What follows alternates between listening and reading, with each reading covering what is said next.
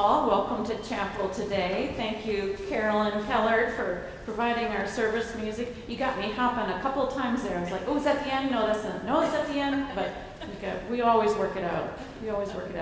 Also, thank you to the Reverend Dr. Dan, who always gets roped into things because he's married to the chaplain. So thank you. Dan, Associate Professor of Religious Studies, is going to be giving our message today. Can I tell them that I've heard this before? Is that right? So Dan's actually, he also has the problem of me hearing sermons that he preaches at our church, Sugar Tree Grove Presbyterian. I said, oh, that's a good one. You got to do that in chapel. So he's got a good word for us today, and I'm excited that he said yes to his wife. And I said I will. And Terry Walker is one of our Lux interns, and she is going to lead us in prayer later on the service. So thank you, Terry. On the back of your bulletin, you see what's coming up. Next week in chapel, Reverend Jessica Hawkinson is going to be giving the message. We continue to run our dinner and devotion program at the Presbyterian House. And again, students, if you'd like to go to the Interfaith Dinner, please let Jessica know by Friday, September 13th. But now I invite you to open your minds and your hearts to the presence of God in this place. And we'll begin with a call to worship today. So if you're able, please stand.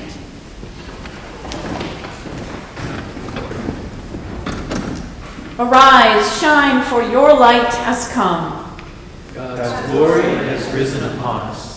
God will appoint peace as your overseer and righteousness as your taskmaster. Violence shall no more be heard in our land. Devastation and destruction will be gone. You will call your walls salvation and your gates praise. Arise, shine, for our light has come. And our opening hymn is number 744, Arise, Your Light is Come.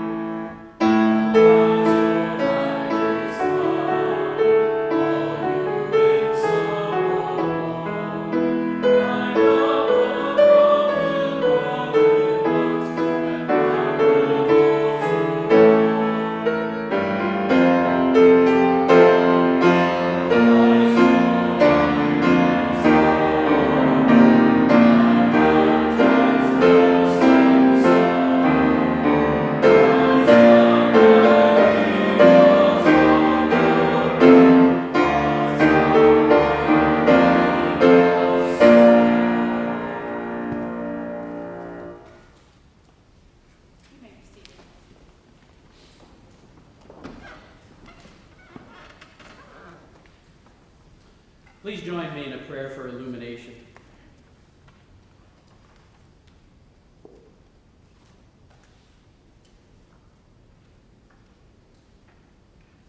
Dear God, open our hearts and send your Spirit that we may hear with faith what you have to say to us today.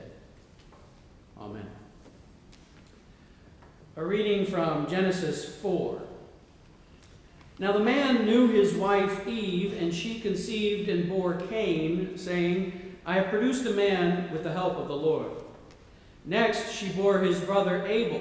Now Abel was a keeper of sheep, and Cain a tiller of the ground.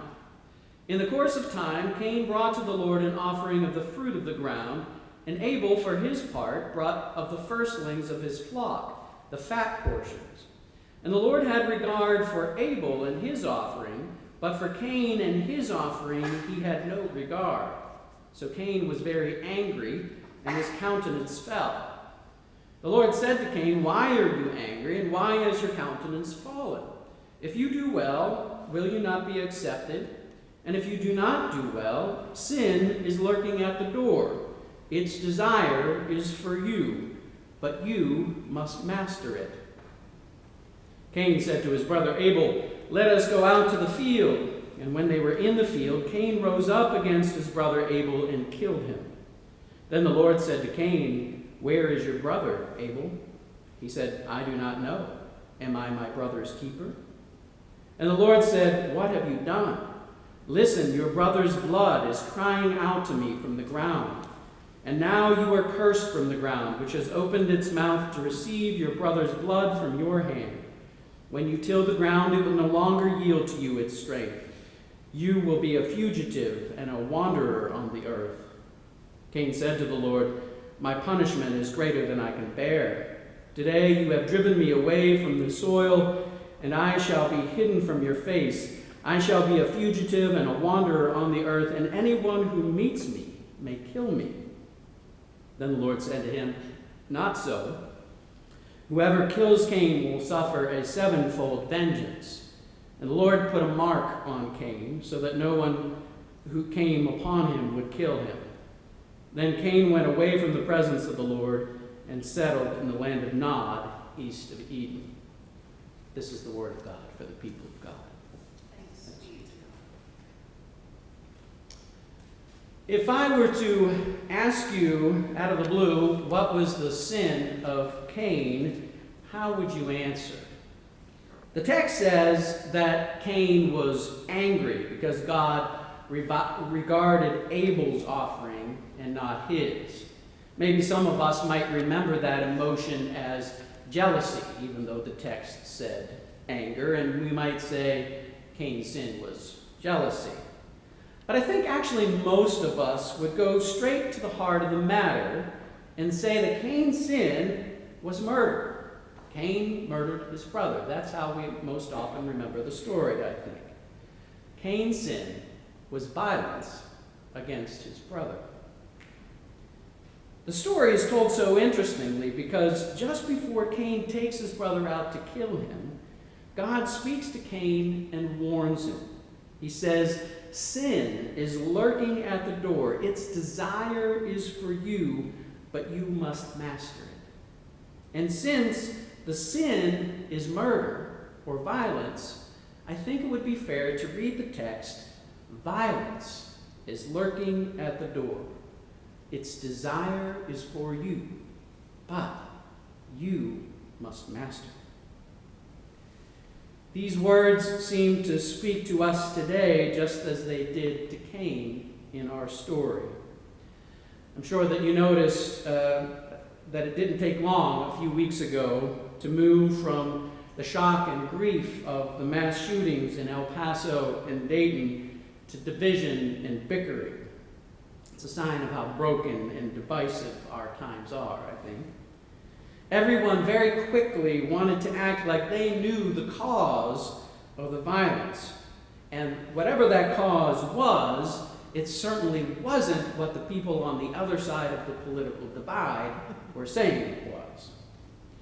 It seems to me that every cause that was named, though, has at least some part in it, in that trying to reduce these two incidents to just one cause won't get us very far into diagnosing and fixing the problems. Maybe it's helpful to think about some of those causes. The president emphasized mental health, and that was certainly at play in Dayton, at least. News continues to trickle out about the shooter's struggles with anxiety and depression. He seems to have had some dark obsessions with gun violence and sexual violence. And he had prescription anxiety medicine in his system when he died. It also seems to be a little underreported that he had cocaine and alcohol in his system when he was killed. So drug abuse may be another part of that equation. As for the El Paso shooter's mental health, I would caution against the conclusion that just because he perpetuated a heinous act, he was mentally ill. Many people with no mental ailment do terrible things all the time. And lots of people with mental health struggles are very good, kind, and gentle, and would never dream of doing violence, not to mention perpetrate the kind of evil that we saw.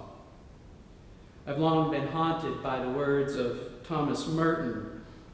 He wrote these words just after learning that Adolf Eichmann, the mastermind of the Holocaust, had been found to be perfectly sane by a group of psychiatrists. Merton writes this: "The sanity of Eichmann is disturbing. We equate sanity with a sense of justice, with humanness, with prudence, with the capacity to love and understand other people. We rely on the sane people of the world to preserve it from barbarism, madness, destruction. And now it begins to dawn on us that it is precisely the sane ones who are the most dangerous." Of course, others pointed to the guns and called for stronger gun control. The president himself seemed poised to take another look at background checks. Now, I imagine that we here in the room may have differing opinions on these matters, so I won't just use the pulpit to give you mine, although it's tempting. But I will say that the repetition of the sequence of events is getting old. There's a mass shooting. There are calls from various politicians from all sides for various measures. Time passes and nothing happens. Perhaps we who sit in the pews and gather in coffee shops and schools and college classrooms should have the hard conversations about what needs to happen and then force our representatives to finally do something for a change. Now that's all I'll say about the politics. But I do want to say one more thing about the guns in these incidents. I was struck by how first responders described the effects of the assault weapons that were used, the fear in the voices of the police, the horror in the voices of the medical staff. These guns certainly have the shocking effect that the evil people who wield them intend. Hate and racism also played their part. Certainly in the case of El Paso, as the shooter has told us, that he made the long trip from Dallas to El Paso with the intention of hunting quote-unquote Mexicans. Now, I could well have made this whole sermon about hate and racism. In fact, we could probably have a whole series of sermons on hate and racism. But let me just say for now that obviously racism is still a huge struggle in this nation. The kind of racism we saw in El Paso is nothing new. It is just another page in the long history of anti-black and anti-brown racism in this country that we have hardly begun to face.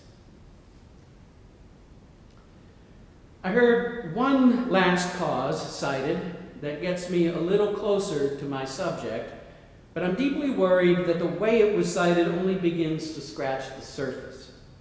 Violent movies and video games were cited, and I'm not sure that this can be dismissed as easily as some would like. Usually, correlational studies are cited that look at the huge numbers of game players and moviegoers who do not commit violence, and vice versa, look at the significant percentages of perpetrators of violence who don't spend abnormal amounts of time playing violent video games or watching violent movies. But I'm always haunted by the fact that our military has long used violent movies and first-person shooter exercises to desensitize soldiers and to promote automatic response to threat. Furthermore, I'm not sure we even have the tools to begin to measure how movies, games, music, and other entertainment contribute to the culture of violence with which our society seems drunk. And now I'm all the way home. Did you notice how many problems we discussed until we got to violence. Was it Cain's anger or his jealousy that count as his sin? Or was it his violence that lurked at the door? Was it not violence that he could not master? Was it mental health or drugs or guns or hate or racism that we count as the shooter's sins? Or was it violence that lurked at the door? Was it not violence that they could not master? Is it not violence that we cannot master? For my part, I feel the heavy weight of growing up in a culture saturated by violence. I thank God that my kids don't seem to have to deal with the bully culture that I grew up in and with. It was even part of the after-school specials and family movies of my youth. I remember movie after movie where the weakling or the outcast stood up to the bully and overcame, often through violence. We cheered as the weakling finally punched the bully in the nose, or the outcast finally chased away the villain with a gun in hand. But it never happened that way in the real world. It never happened that way in my life. When I was bullied, I took my lumps and I went out looking for someone that I could bully. The bully bullied the bully, who bullied the bully, who bullied the bully, all the way down the line. Violence was so present in my youth that I remember almost daily fights after school, and the response from adults was either silence or a quiet admonishment that you have to stand up for yourself. Now maybe this has shifted some. I think there's more awareness of bullying in our schools today, and I think our teachers do a pretty good job with making our children aware and giving them tools like conflict management to use. But how are we adults doing? How are nations doing at solving their differences nonviolently? How are we doing as a nation? Who was it that said that when the only tool you have is a hammer, every problem looks like a nail? One thing that did stand out for me about the El Paso shooter is that he really seemed to think that he would be lauded as a hero. And probably he thought that for good reason, since he himself had lauded the Christ Church mosque shooter and Dylan Roof, the Emmanuel Church shooter, as heroes. Now I want to be careful here. Surely everyone agrees that these acts are despicable and in a class of their own. Comparing these self-appointed heroes to other kinds of heroes is tricky business. But I do want to make a little bit of a leap and ask a hard question. Where did these men learn that acts of violence are heroic? Don't we have to admit that at least in part, they learned that acts of violence are heroic in the same place that you and I did? They learned it because our movies tell us so. They learned it because our TV programs tell us so. They learned it because our video games tell us so. They learned it because nearly every part of our culture tells us so. They learned it because we live in a militaristic and violence-soaked culture. They learned it because violence lurks at our doorstep and we are far from mastering it.